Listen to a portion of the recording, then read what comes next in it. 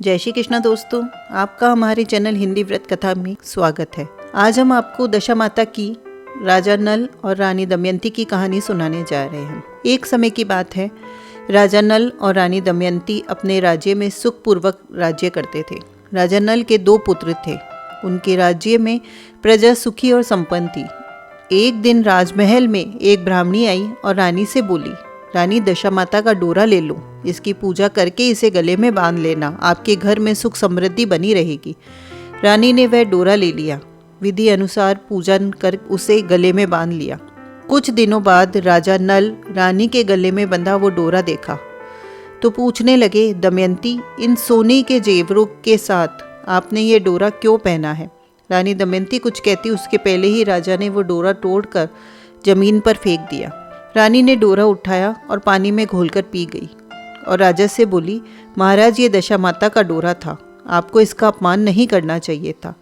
जब रात्रि में राजा सो गया तो उसने स्वप्न में एक बूढ़ी महिला को देखा जो कि महल में आ रही थी और माता लक्ष्मी को महल से जाते हुए देखा। सुबह उठकर राजा ने अपना स्वप्न रानी को सुनाया। रानी बोली, आपने हमारी अच्छी दशा को जाते हुए और बुरी दशा को आते हुए देखा है, अब यहाँ रुकने का कोई फायदा नहीं है। राजा रानी ने अपनी बहू को पियर भेज दिया और बेटों को राजा भील के महल में छोड़ दिया। अपना मन लगाने के लिए अपने साथ एक पोता ले लिया। इस प्रकार राजा नल और रानी दमयंती अपने देश को छोड़कर दूसरे देश चले गए। चलते चलते रास्ते में राजा के मित्र सेठ का गांव आया। दूतों ने कहा, सेठ जी आपके मित्र आ रहे हैं। सेठ जी ने पूछा, कैसे आ रहे हैं? दूतों ने बोला, फटेहाल पैदल आ रहे हैं। सेठ बोला, बाहर के कमरे में रुकवा दो, हवेली में सेठानी और बहुएं सोचेंगी कि कैसा मित्र है मेरा। राजा नल और रानी दमयंती को बाहर के कमरे में ठहराया गया। उस कमरे में मोर की तस्वीर के पास खूंटी पर सेठानी का 9 लखा हार टंगा था। रानी ने देखा कि खूंटी पर टंगा हार मोर निगल गया। ये देखकर रानी बोली, महाराज, इस समय हमें यहाँ से चलना चाहिए, नहीं तो हमारे ऊपर चोरी का नाम लगेगा। राजा और रानी दोनों रात में ही वहां से चले गए। आगे गए तो राजा की बहन का गांव आया। राजा ने बहन को खबर पहुंचाई, तुम्हारा भाई आ रहा है। बहन ने पूछा, कैसे आ रहा है? खबर देने वाले बोले, दुखी हाल पैदल चला आ रहा है। बहन बोली, गांव के पीपल के नीचे ठहरा दो, नहीं तो सास और देवरानी क्या कहेंगे कि कैसा भाई है मेरा। बहन भाई से मिलने के लिए एक थाली में चावल और मूंग ढककर ले गई। राजा नल के हाथ लगाते ही चावल और मूंग कीड़े मकोड़े बन गए। रानी दमयंती ने गड्ढा खोदकर उन्हें जमीन में गाड़ दिया। अब वह वहां से आगे चले। रास्ते में एक नदी आई। राजा ने वहां तीतर मार कर रानी को दिया और कहा, दमयंती, मैं पोते के साथ नदी में नहाकर आ रहा हूँ, आप तीतर पका लेना। ऐसा बोलकर वो चले गए। जब राजा वापस आए तो रानी ने कहा कि महाराज, पके हुए तीतर तो हांडी से भी उड़ गए। राजा ने कहा, दमयंती, मुझसे भी पोता नदी में बह गया। दोनों विलाप करने लगे और वहां से आगे चले गए। रास्ते में एक सूना बंजर बगीचा मिला। दोनों रात में वहीं सो गए। सुबह हुई तो बाग में मालकिन आई। देखा तो बंजर बाग में कोपले फूट रही है। वो बोली, तुम दोनों कौन हो?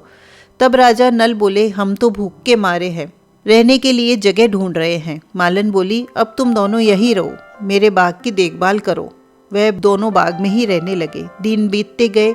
ऐसे ही होली का दिन आया। राजा जब कुएं से पानी भरता तो बार बार पानी में से कुछ आता। राजा उसे वापस कुएं में फेंक देता। रानी राजा से बोली, महाराज, पानी में बार बार क्या आता है जिसे आप वापस फेंक देते हो? राजा नल बोले, दमयंती, पानी में एक सूत की कुकड़ी और हल्दी की गांठ न जाने कहाँ से बार बार आ जाती है। रानी बोली, महाराज, इस बार अगर आपके पानी में कुकड़ी और हल्दी की गांठ आए तो आप मुझे दे देना। राजा बोली, दमयंती, पहले ही तुम्हारे इस कारनामे की वजह से हमारी ये दशा हुई है, अब तुम फिर वही सब करना चाहती हो। इस बार फिर राजा के पानी में हल्दी की गांठ और सूत की कुकड़ी आई। तब राजा ने रानी दमयंती को वह दे दी। रानी ने होलिका दहन के वक्त होली को झल दिखाकर दशा माता का व्रत किया। कुछ दिनों बाद राजा नल रानी दमयंती से बोले, दमयंती, इस नगर के राजा के यहाँ स्वयंवर है, मेरे कपड़े धो देना, मैं वहाँ जाऊँगा। रानी बोली, महाराज, आप इस दशा में भी वहाँ जाएंगे? राजा बोले, क्या हुआ दमयंती, दशा ही तो खराब आई है, दिल तो राजाओं का है। ऐसा कहकर राजा स्वयंवर में पहुँच गए। राजकुमारी ने सारे राजकुमार और राजाओं को छोड़कर राजा नल को हार पहना दिया। वहाँ मौजूद सभी लोग हैरान रह गए। विद्वानों की सलाह से एक बार फिर राजकुमारी से अपना वर चुनने को कहा गया। राजकुमारी ने फिर से राजा नल को ही हार पहना दिया। नगर के राजा बोले, ऐसे ही तो मैं अपनी बेटी की शादी इस माली के नौकर से नहीं करूँगा। फिर एक प्रतियोगिता रखी गई। सभी राजा राजकुमार शिकार करेंगे, जिसका शिकार सबसे अच्छा होगा उसी से राजकुमारी की शादी की जाएगी। सभी तैयार हो गए। राजा नल को एक बूढ़ा घोड़ा और जंग लगी तलवार दी गई। राजा बोले, यदि मैं असली राजपूत हूँ तो धार धार तलवार हो जाए और यह घोड़ा जवान हो जाए। ऐसा कहकर राजा ने घोड़े को एक थपकी मारी। थपकी मारते ही राजा की तलवार तीखी और धारदार हो गई और घोड़ा शायर हो गया। कुछ समय बाद सभी अपना अपना शिकार लेकर राजमहल पहुंचे। किसी के भी शिकार से राजा संतुष्ट नहीं हुए। उन्होंने पूछा, वह माली का नौकर कहाँ है? उसे ढूंढ के लाओ। सिपाही जंगल में पहुंचे तो देखा कि एक पेड़ के नीचे वह सो रहा था। सिपाहियों ने उसे जगाया। शिकार का पूछा तो राजा ने कहा, पेड़ पर टंगा है, ले जाओ। शिकार देखकर नगर के राजा बहुत खुश हुए। बोले, यह है असली राजपूत का शिकार। राजकुमारी को राजा नल से ब्याह दिया गया। दोनों वहां से चले गए, अपने गांव पहुंचे। रानी दमयंती ने छोटी रानी का स्वागत किया। दोनों रानियां एक दिन बैठी हुई थी तो रानी दमयंती बोली कि आज तो अपने नगर की ओर बिजली चमक रही है। छोटी रानी बोली, दीदी नगर? क्या हमारा नगर भी है?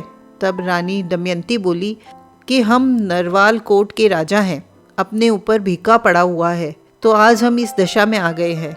छोटी रानी ने जाकर सारी बात अपने पिता को बता दी। नगर के राजा ने राजा नल से क्षमा मांगते हुए हाथी, घोड़े, हीरे, जवाहरात लेकर उनको नगर की ओर रवाना किया।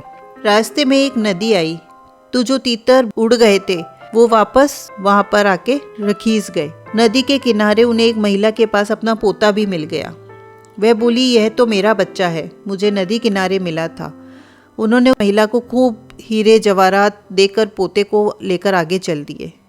रास्ते में राजा की बहन का गांव आया।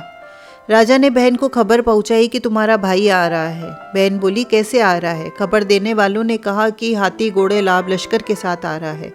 बहन बोली, मेरे महल में ले आओ। भाभी बोली, नहीं भाई साहब, हम तो उस गांव के पीपल के नीचे ही रुकेंगे। बहन पकवान बनाकर ले आई। रानी दमयंती ने जमीन में गड़े हुए चावल निकाले तो वो बेशकीमती हीरे मोती बन गए। ननद को देते हुए बोली कि बाई जी, आपकी अमानत हम यहीं छोड़ गए थे। बहन को खूब हीरे जवाहरात देकर वहाँ से आगे चले। रास्ते में राजा के मित्र सेठ का गांव आया। उसे खबर पहुंचाई गई, सेठ जी आपका दोस्त आ रहा है। सेठ जी बोले, कैसा आ रहा है? बोले, बहुत सारे लाभ लश्कर हाथी घोड़े से आ रहा है। सेठ जी बोले, मेरी हवेली में उतार दो। बोले, नहीं, हम तो बाहर के कमरे में ही ठहरेंगे। सेठ जी ने उनके लिए हलवा और पकवान बनाए। रानी दमयंती ने खूंटी के पास हलवा रख दिया। खूंटी ने हलवा निगल लिया और सेठानी का 9 लखा हार उगल दिया। राजा अपने मित्र से बोले कि मित्र, हमारी दशा खराब आई थी जो ये हार खूंटी निगल गई थी। अब हम पर लगा चोरी का इल्जाम, तुम वापस लो। इसके बाद राजा नल अपनी रानियों के साथ भील राजा के पास पहुंचे। वहां से अपने पुत्रों को साथ लेकर नगर की ओर चल दिए। जब नगर के निकट पहुंचे तो नगरवासियों ने लाभ लश्कर देखकर सोचा कि हमारे राजा तो यहाँ नहीं है, किसी और राजा ने हमारे नगर पर आक्रमण कर दिया है। तब उन्होंने नगरवासियों तक सूचना पहुंचाई कि आपके राजा नल और रानी दमयंती आ रहे हैं। सभी ने उनका स्वागत किया, गाजे बाजे के साथ उन्हें महल पर पहुंचाया। राजा नल का पहले जैसा ठाट बाट हो गया। हे दशा माता, जैसे पहले राजा नल और रानी दमयंती के ऊपर भीखा पड़ा वैसे किसी पर भी ना पड़े, और जैसा बाद में आपने उन पर कृपा दृष्टि बनाए रखी वैसे ही इस कथा को कहने सुनने हुंकारा भरने वालों के सब पर बनाए रखना। दशा माता की जय हो। तो दोस्तों, आपको ये जानकारी, ये कहानी अच्छी लगी हो तो प्लीज़ लाइक करें, कमेंट करके हमें प्रोत्साहित करें और हमारे चैनल को सब्सक्राइब करें। धन्यवाद।